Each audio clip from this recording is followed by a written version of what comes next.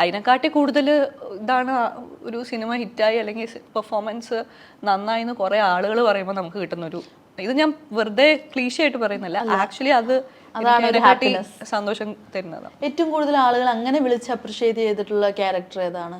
ആണെന്ന് പറഞ്ഞ സിനിമയിൽ സിദ്ധുവേട്ടൻ്റെ, അത് IFFK വന്നിട്ടുണ്ടായിരുന്നു.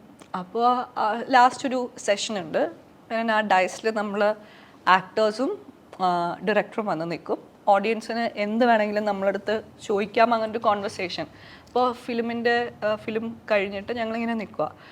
അപ്പോൾ അവിടെ നിന്ന് എല്ലാവരും എൻ്റെ അടുത്ത് പറഞ്ഞു ഞങ്ങൾക്ക് വിശ്വസിക്കാൻ പോലും പറ്റിയില്ല അത് നമിതയാണെന്ന്. കാരണം ഒരിക്കൽ പോലും ആ ഒരു മൊമെൻറ്റിൽ നമിതേനെ നമ്മൾ ആ ക്യാരക്ടറിൽ, അൽമ എന്ന് പറഞ്ഞിട്ടൊരു കുറച്ച് വയ്യാത്തൊരു കുട്ടിയായിട്ടായിരുന്നു, ഞങ്ങൾ കണ്ടിട്ടേ ഇല്ല. അപ്പോൾ ഞങ്ങൾക്ക് ഇങ്ങനെ ക്യാരക്ടർ ചെയ്യുമെന്ന് പോലും ഞങ്ങൾക്ക് അറിയില്ലായിരുന്നു. അപ്പോൾ അത് അവിടെ ഇരുന്ന് കുറേ പേരത് ഒരു കോൺവെർസേഷനിൽ പറഞ്ഞു.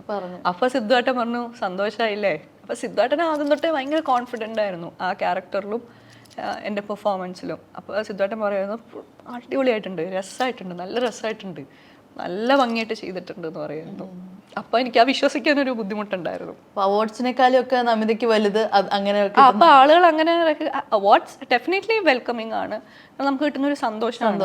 അങ്ങനെ ഒരു വർക്ക്, ഇങ്ങനത്തെ സിനിമകൾ എന്നൊക്കെ പറയുമ്പോൾ അങ്ങനത്തെ എന്തെങ്കിലും റെക്കഗ്നേഷൻ കിട്ടുമ്പോഴാണ് പുറത്തേക്ക് അറിയുന്നത്. പേഴ്സണലി വരുന്ന നമ്മൾ മാത്രമല്ലേ അറിയുന്നുള്ളൂ. അതെ അതെ, ഓഫ് ബീറ്റ് സിനിമകളൊക്കെ കൂടുതൽ ഈ അവാർഡ്സിന് പോകുമ്പോഴും ഈ ഫിലിം ഫെസ്റ്റിവൽസിന് പോകുമ്പോഴൊക്കെയാണ് കൂടുതൽ റെക്കഗ്നേഷൻ കിട്ടുന്നത്.